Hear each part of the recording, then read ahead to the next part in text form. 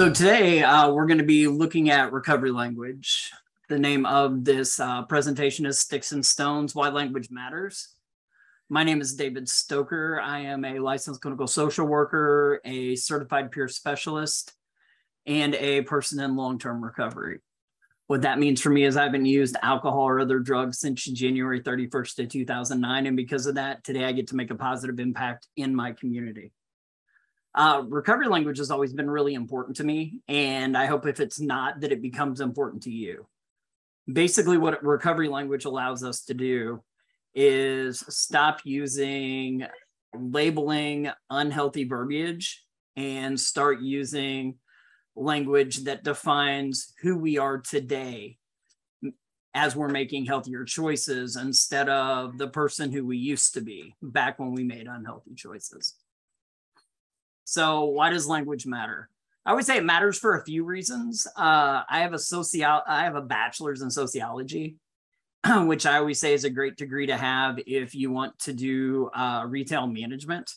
It's really one of those degrees that you need to go a lot further with. Obviously, I also have a master's, but that was one of the bachelors I took. I took a bachelor's in psychology and a bachelor's in sociology.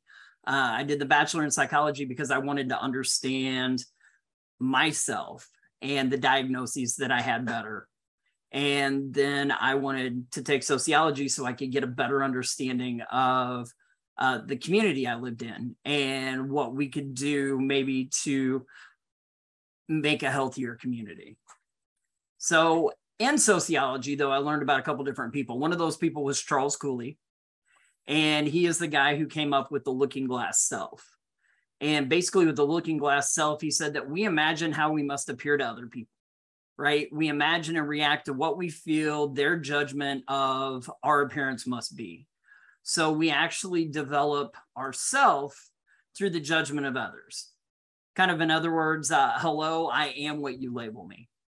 But what that means is if I continually call myself an addict over and over and over again, why should I expect people not to treat me like they would treat somebody who's an addict, right? If I say I'm a grateful recovering addict and I'm in a room full of, say I'm sitting in a circle with a room full of people who are also in recovery, they understand what that means. But when I say that to John Q. Public, they don't picture me paying taxes, working a full-time job, being a good father. Instead, they picture me, sitting on the side of my bed with my arm tied off, getting ready to inject something.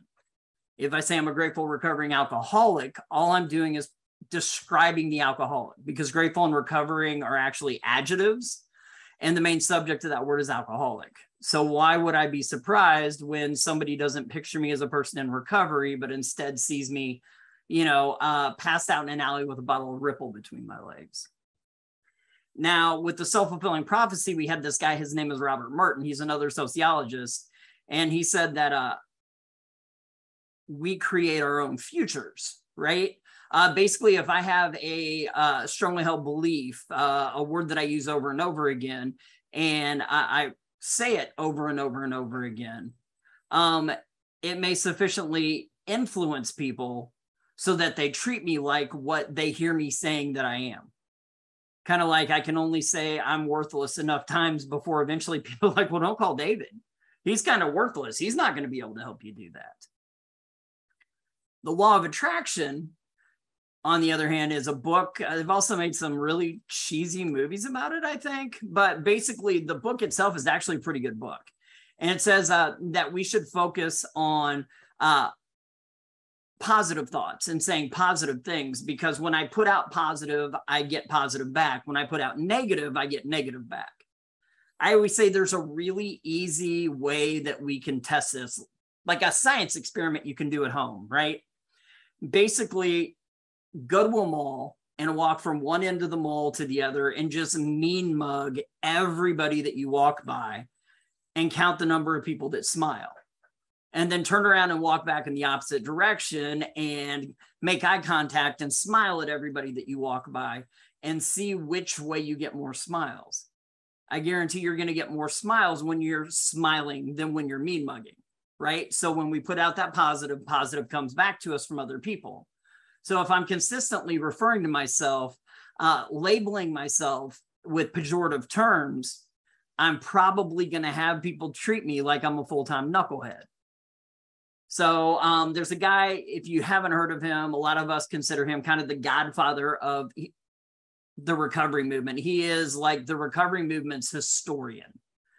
And he says that words and the meanings with which they're imbued can achieve accuracy and relevance, or they can transmit dangerous stereotypes and half-truths. They can empower, disempower, humanize, or objectify, engender compassion, or elicit malignant fear and hatred. Words can inspire us or deflate us, comfort us or wound us. Words can bring us together or render us enemies. Put simply, our words are profoundly shaped by the words we apply to ourselves and those that come to us from others. We used to say, right, sticks and stones can break my bones, but words will never hurt me. We live in an age now where people die by suicide because of the words other people have spoken about them or posted about them on social media. Trust me, words hurt, and they can have lifelong effects. I worked for 5.5 years at an all-women's treatment facility, and I worked with a lot of women who were leaving abusive relationships. And I don't think there was ever one that didn't say, I would have rather he hit me more than say the things he said to me, because I healed from the violence, but the things he said to me, I hear in my head every time I turn around. Words have a lasting impact. So Don Cahoyas, who is the founder of White Bison, he has a different way of saying it, right? He says, if you want to care for something, you call it a flower. If you want to kill something, you call it a weed. So when I referred to myself at the very beginning of this, I didn't refer to myself as, hi, my name is David. I'm a grateful recovering addict, right? Which is not a word anybody has ever called me in a positive way. Instead, I introduced myself as, hi, my name is David, and I'm a person in long-term recovery, right? I want to refer to myself by the positive so that hopefully people will see me different. And it's really, at the end of the day, not about me, because I have people all the time that say things like, well, David, I could care less what people say about me. Okay, at the end of the day, it's not about us and our egos and how important we think we are.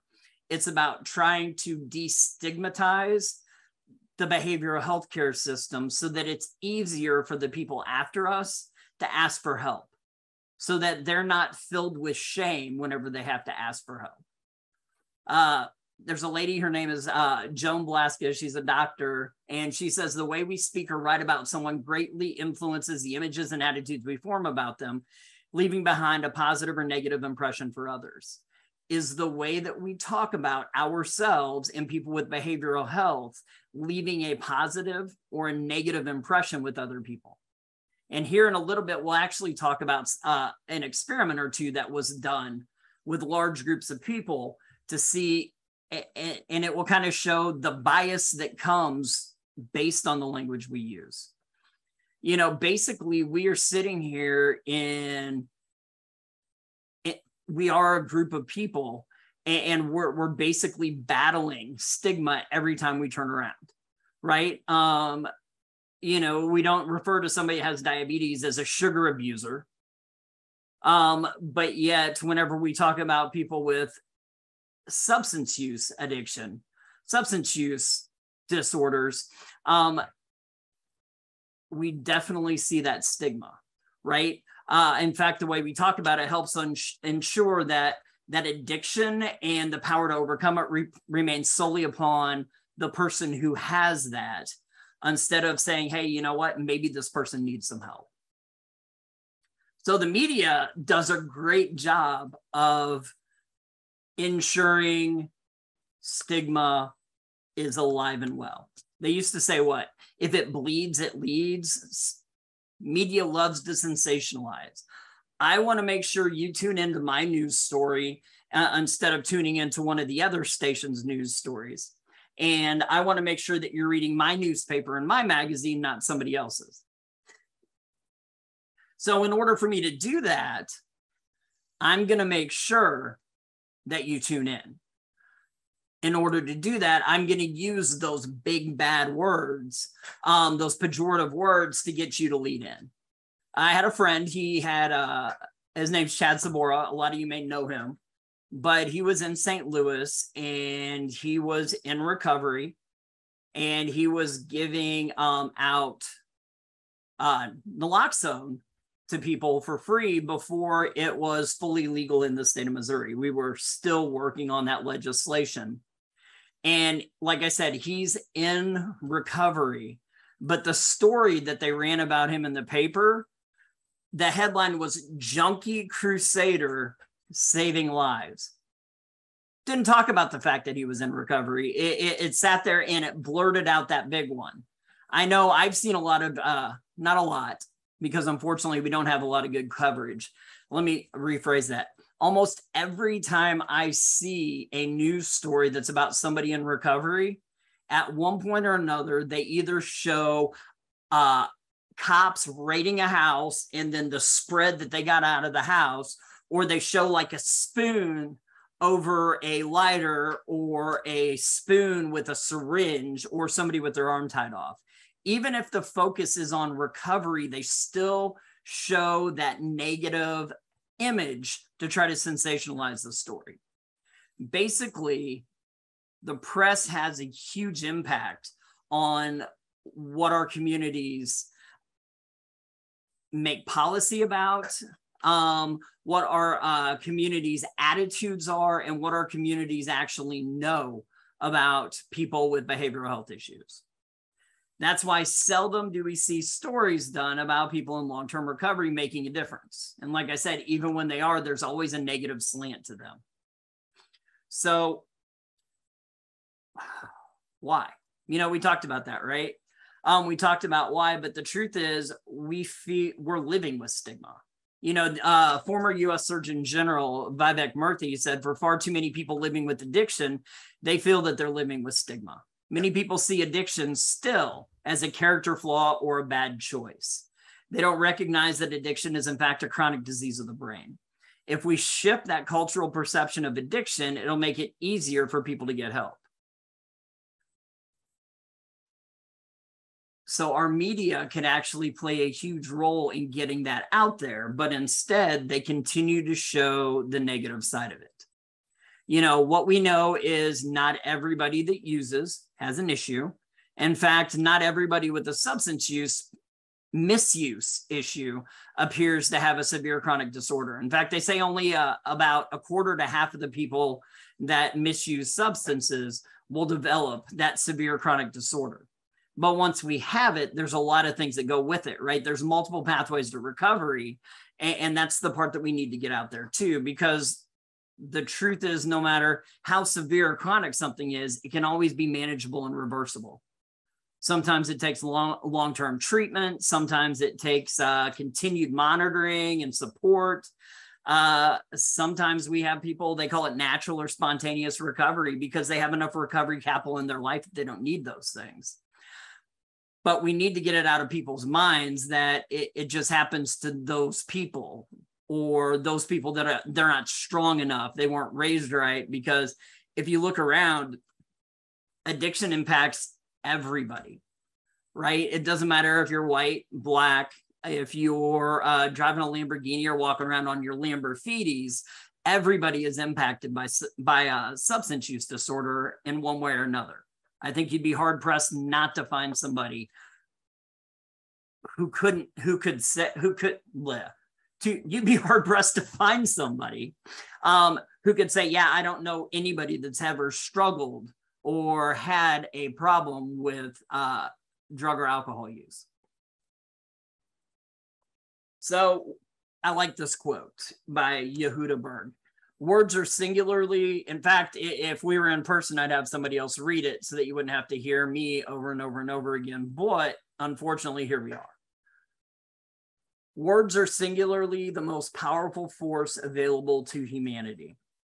We can choose to use this force constructively with words of encouragement, or destructively using words of despair. Words have energy and power with the ability to help, to heal, to hinder, or to hurt, to harm, to humiliate, and to humble, right? Words have power. In fact, Bill White kind of says the same things.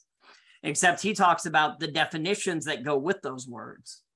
Because words and the meanings with which they are imbued can achieve accuracy and relevance, or they can transmit dangerous stereotypes and half-truths.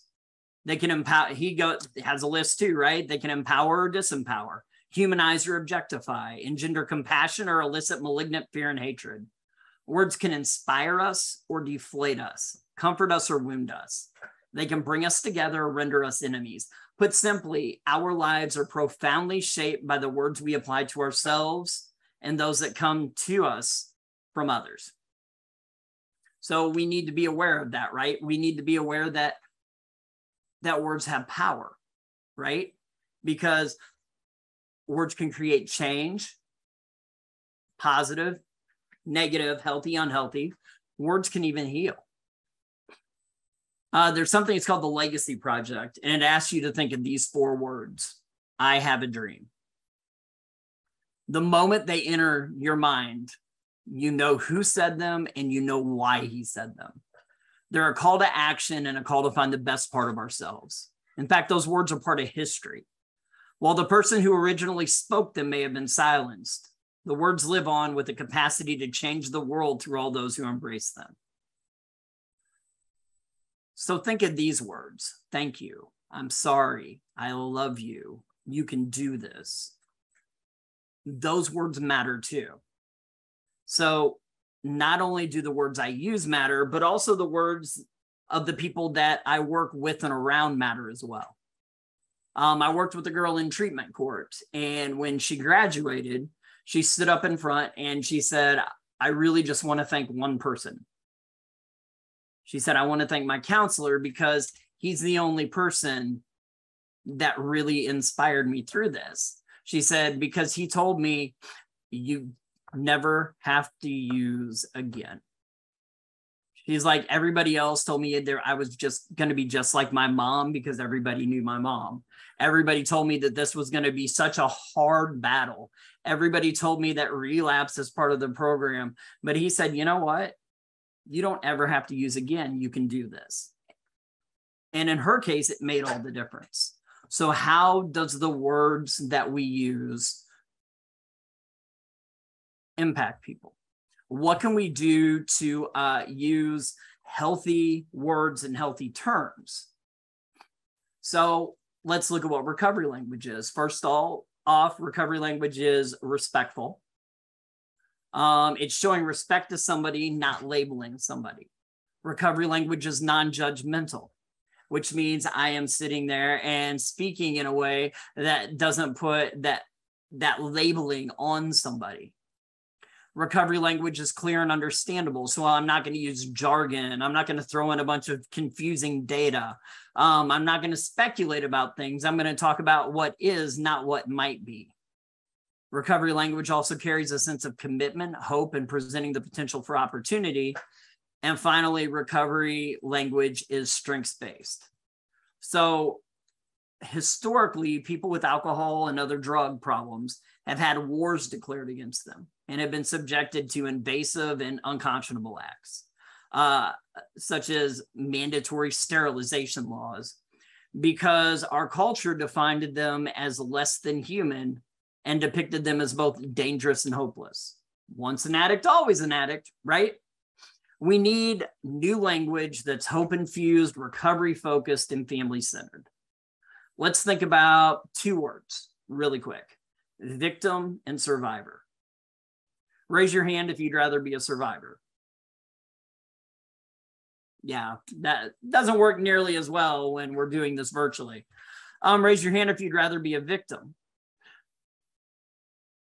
Now, raise your hand if you'd rather be a thriver instead of a survivor. Yet all of these words can be used to describe the same person, even though there's words that we would far rather be called.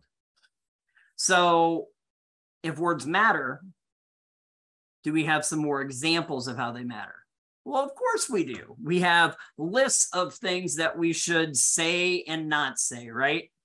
So drug or substance abuse. Instead of saying that, we say substance use disorder. Why do we not use the word abuse? Because abuse is moralistic. It refers to actions that are intentional. No one, like I said, nobody calls somebody living with diabetes a sugar abuser.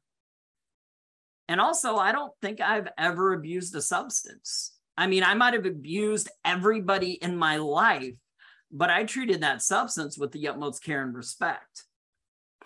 Addict, abuser, alcoholic. Here we have labels, right? We have negative stereotypes in our culture. They identify the person with their illness, not with their recovery, which actually deepens the stigma that we see in our society. So instead of saying addict, abuser, or alcoholic, you could say someone with an SUD, a substance use disorder, or you could just say it's a person, right? Why do we even need to put that out there? How about clean or dirty? I mean, we don't say somebody that has diabetes has dirty blood because it has sugar in it.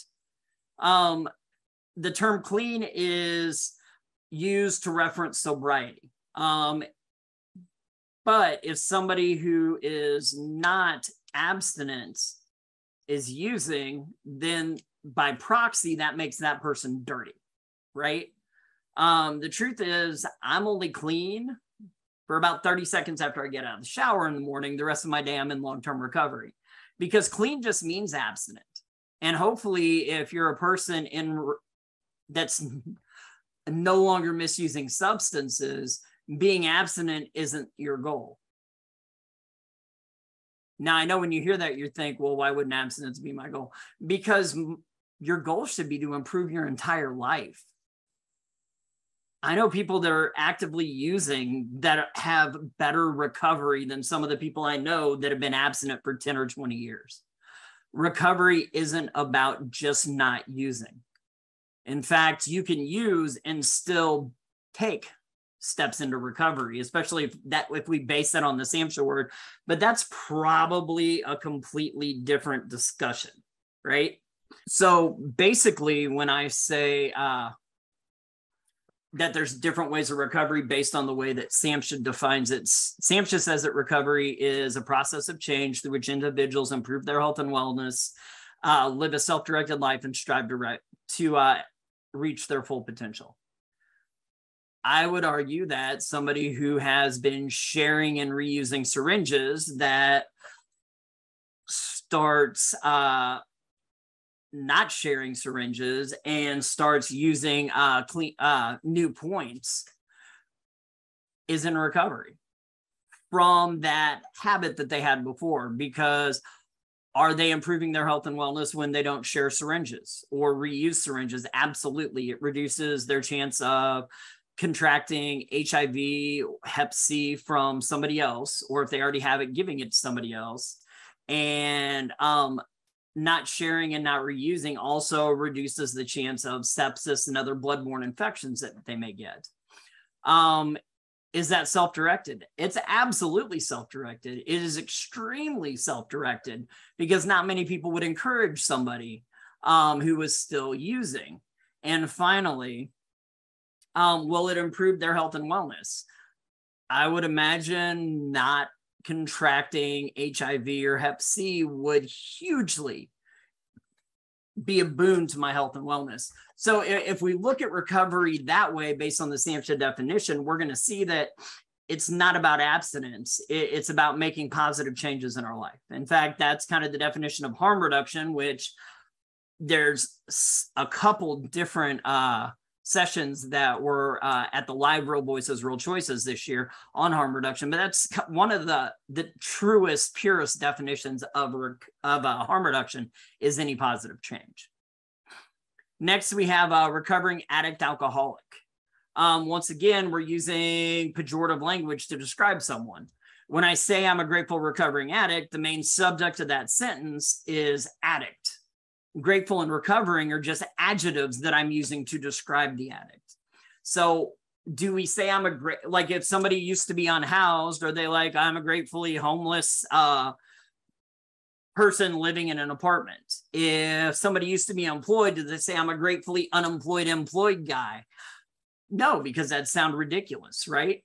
So why do we have to do that when it comes to substance use disorders?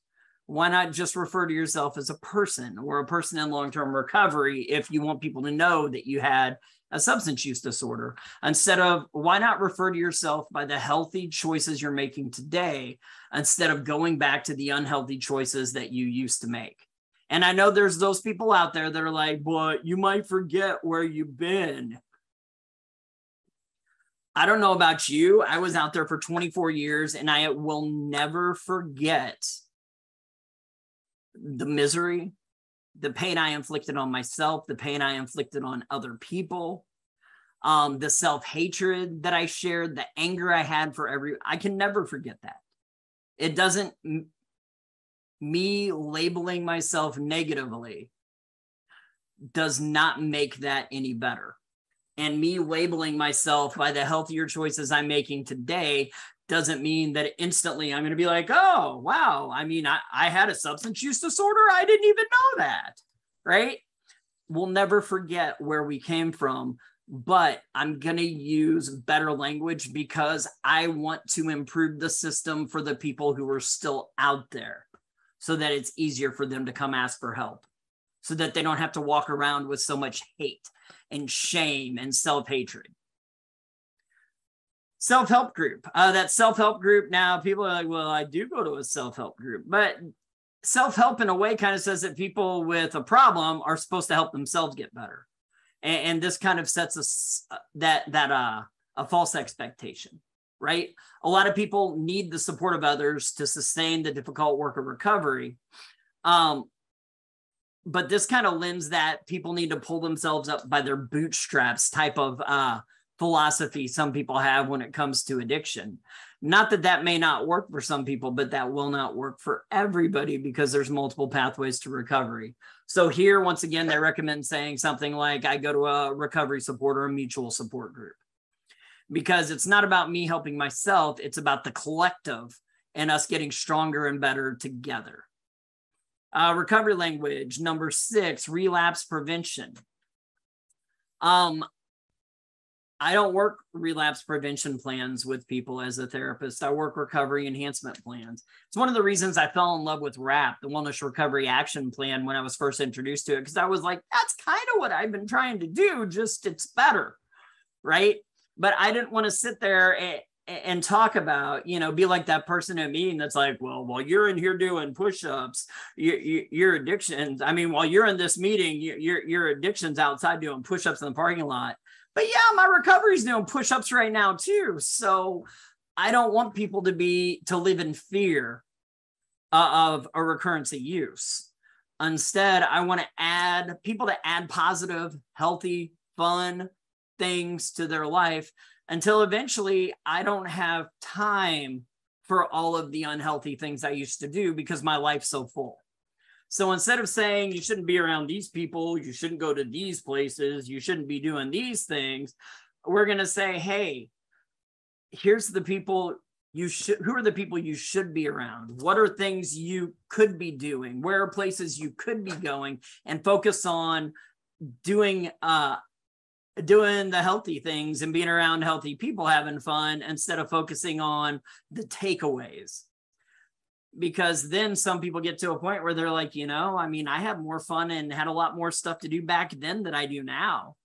Recovery is an action word, and we need to put a lot of action in our life if we're going to be in recovery. And unfortunately, a lot of times people don't do that. It's work, meeting, sleep, work, meeting, sleep, work, meeting, sleep. I want to go on float trips, and not just 1 or 2 a year. I want to go on a bunch of them. I want to go out with groups of people in recovery and do things like amusement parks and sporting events and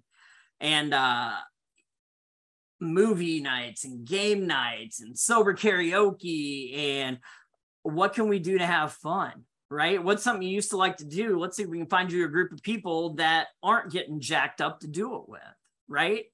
Because at the end of the day, it's about surrounding ourselves with positive people. Treatment works. Treatment does work for some people, but this kind of makes it look like treatment is a piece of the puzzle, right? Treatment's a piece of the puzzle. Recovery is the entire puzzle. I stole recovery is the expectation from Tom Hill. I want to give him credit for that. It was on the very last slide of almost every training I've ever seen him done. If you don't know who Tom Hill is, look him up. He is an amazing recovery champion on the national stage. He's retired now, but he did a lot of groundbreaking work, and a lot of us stand on the shoulders of people like him and Bill White and a lot of the other people that have been out there for a long time creating positive changes in the system. So yeah, recovery is the expectation, not treatment works, but you know what? Recovery is the expectation. So let's see what we can do to help people find their recovery pathway, because treatment isn't the only thing that works. It's just one of the things that works.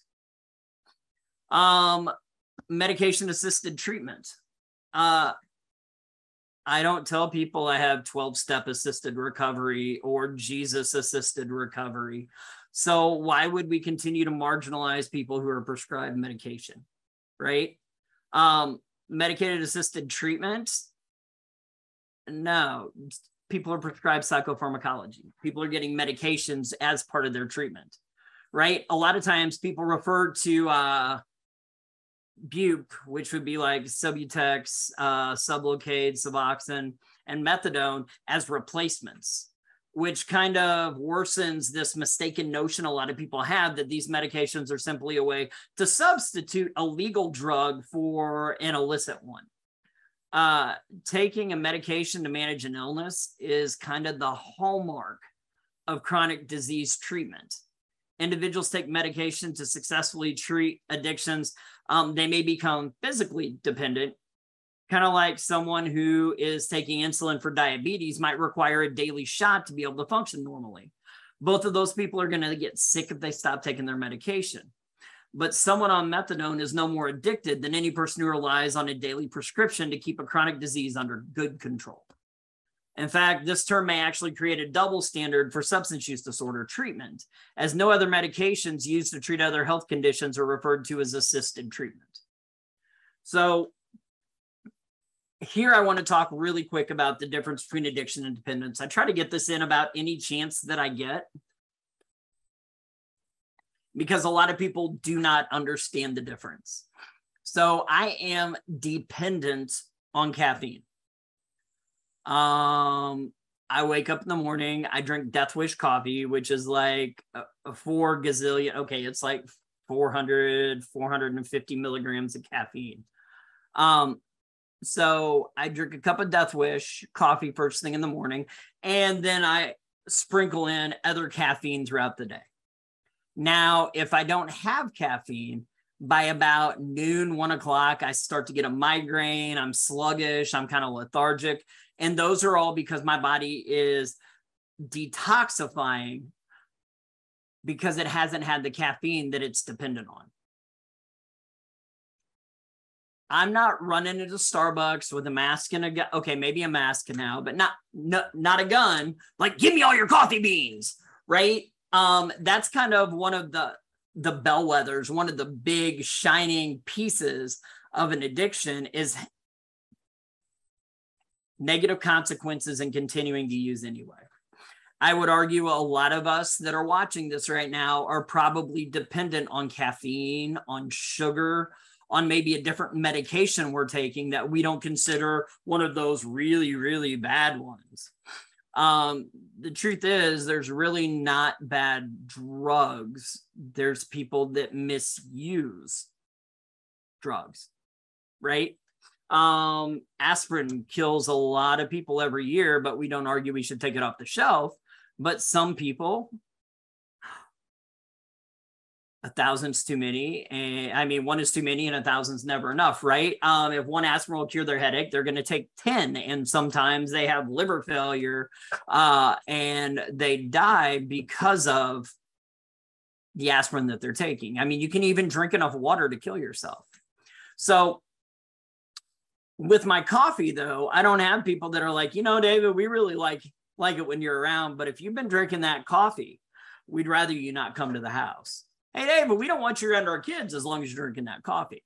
The truth is my body has become dependent on something that gives me a better quality of life. That would be my argument. And for the people who have been around me when I'm not drinking coffee, they would argue it gives them a better quality of life when I'm drinking coffee also. But I'm not having those negative consequences. So that's kind of the difference between addiction and dependence. And unfortunately, we have a lot of people who are dying by suicide right now because we don't understand the difference between addiction and dependence. And we are either taking away their medication or we are creating mandatory maximums to where they can't get enough medication to actually deal with the pain that they're in from some of the chronic conditions that they have. And because of that, people become hopeless because they don't see an end in sight. So remember, big difference between addiction and dependence. Just because I need something and my body goes into detox without it doesn't mean that I'm addicted to it. And just so you know, you're probably not addicted to Facebook, cheeseburgers, or your cell phone either. You might be dependent on it, but you're probably not going to jail because of the cheeseburgers you eat or because of being on Facebook. And medication-assisted recovery, like I said, it's just recovery. Recovery is recovery. It is recovery. I don't care if you went to treatment. I don't care if you take medication. I don't care if you work steps. I don't care if you read the Bible or the Bhagavad Gita. I don't care if you use in moderation. Recovery is recovery is recovery is recovery, right? We don't need to marginalize other people's recovery just because it's different from ours. So this is a list that Robert Ashford, who's also a person in long-term recovery, and he's also a doctor now. So it would be Dr. Robert Ashford. But him and some other people came up with this list of things to use and not to use. And of course, we are ever evolving. Like I said, I don't even like medication-assisted recovery now. That's changed since this came out in 2018, but this is kind of a decent list to kind of to look at and go, okay, there's a time and a place for some of the language we use. And sometimes there's no place whatsoever for some of the language we use. So let's figure out what that is. And this list gives us a decent place to kind of start, right? It's a say this, not that, but you can say this here, but not here. There's also this thing that's called a dictionary that we'll get to in a minute. But I like this because it's by a doctor and he also does a lot of research. And there's a lot of people out there that have done a lot of good research. So scientific research has demonstrated that whether or not we're aware of it, the use of certain terms implicitly generate biases that can influence the way we think, the way we treat people, the way our society acts, and even the policies that are put in place to address them. So therefore, we can't really say, well, you know, why should I say something if I don't want to?